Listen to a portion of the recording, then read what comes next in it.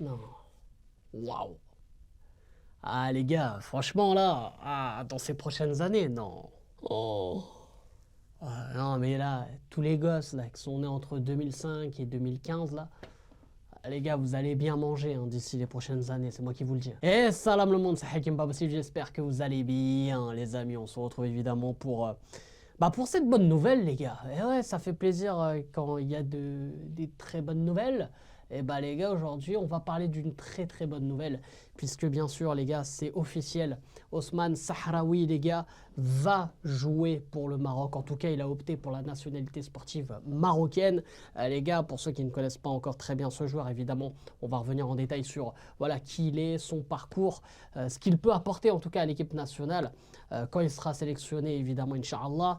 Et bien sûr, les gars, voilà, c'est une très bonne nouvelle. Donc on va revenir sur tout ça et voir s'il a une chance surtout de pouvoir être sélectionné. Quand même, il a les qualités pour. On va en parler dans quelques instants. Mais avant ça, les gars, n'hésitez pas à liker un maximum et à vous abonner en activant cette fucking cloche. Et vous me dites évidemment, les frérots, en commentaire, tout ce que vous pensez du cas Osman Sahraoui, les gars.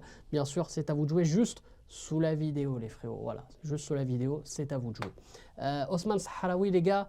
Alors déjà pour ceux qui ne connaissent pas, c'est un joueur donc de 23 ans qui appartient au LOSC, qui est né tout simplement en Norvège. Il a été formé à Vålerenga.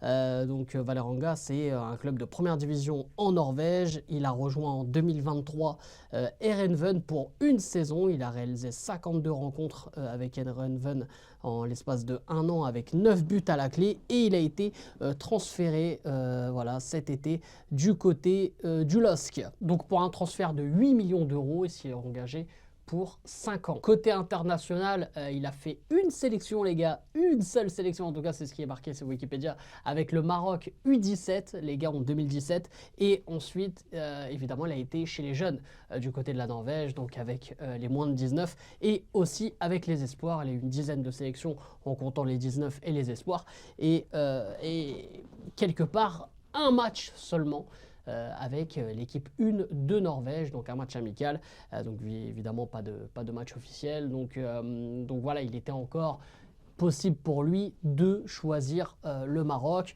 Il y avait pas mal de rumeurs aussi concernant voilà, son choix. Il avait été en tout cas appelé dans la liste pour jouer avec la Norvège, il a refusé et tout récemment, évidemment, il vient de changer de nationalité sportive, ce qui a été accepté aussi par la FIFA et du coup, il est sélectionnable pour le Maroc. Alors dans cette dernière liste, il n'a pas été sélectionné avec le Maroc puisque le cas n'était pas encore très clair.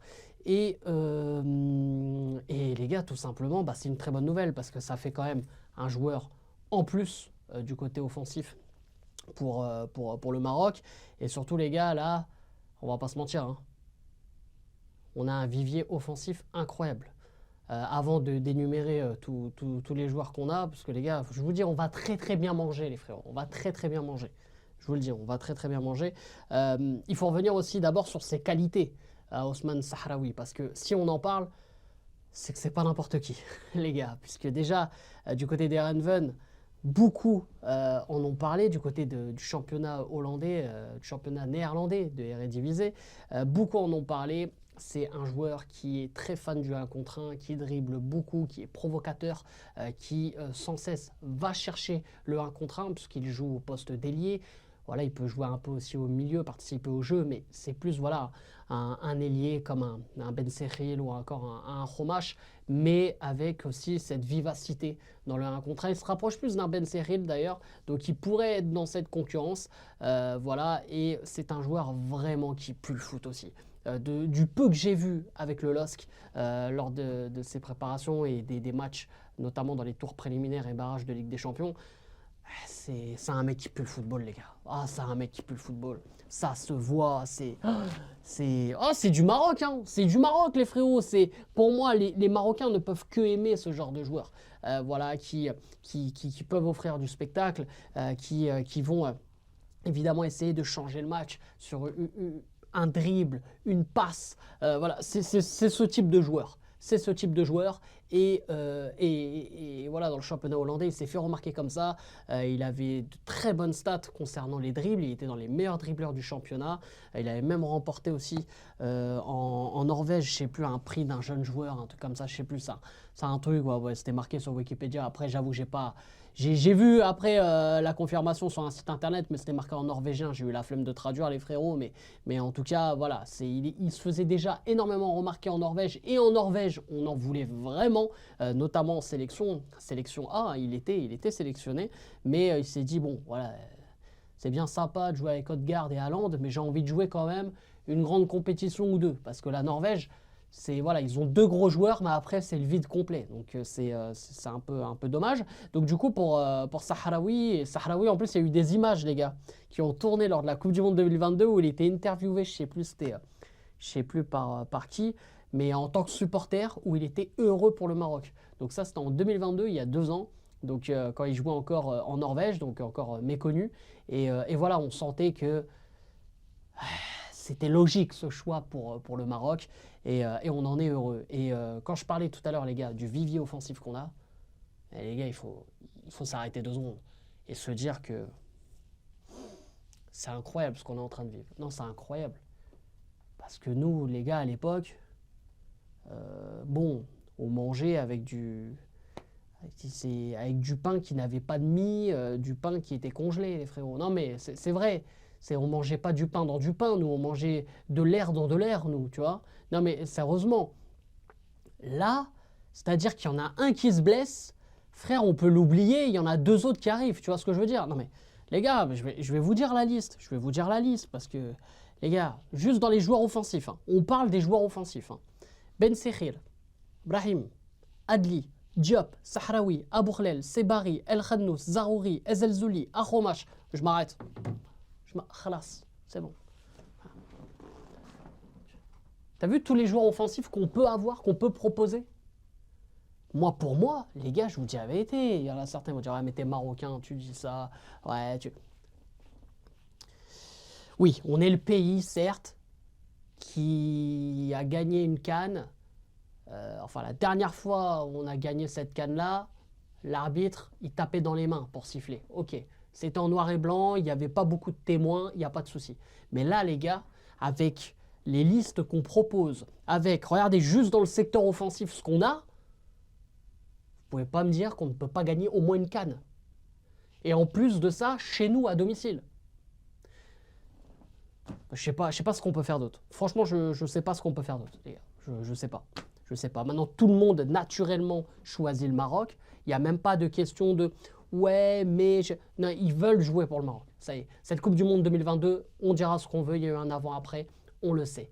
Malheureusement, ça ne le paye pas encore pour le mercato, mais au moins pour les jeunes, ça facilite ceux qui ont cette double nationalité, ça facilite le choix du Maroc. Donc, les gars, déjà, ça, c'est un très bon point. Et en plus de ça, évidemment que pour le vivier offensif, les gars, c'est que bénef. C'est que bénef. On a des joueurs de très bonne qualité. Alors oui, plus certains que d'autres, bien sûr, comme partout.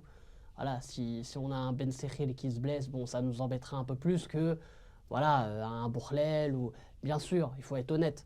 Mais si on a autant de choix, c'est bénef, c'est problème de riche. Tu vois ce que je veux dire?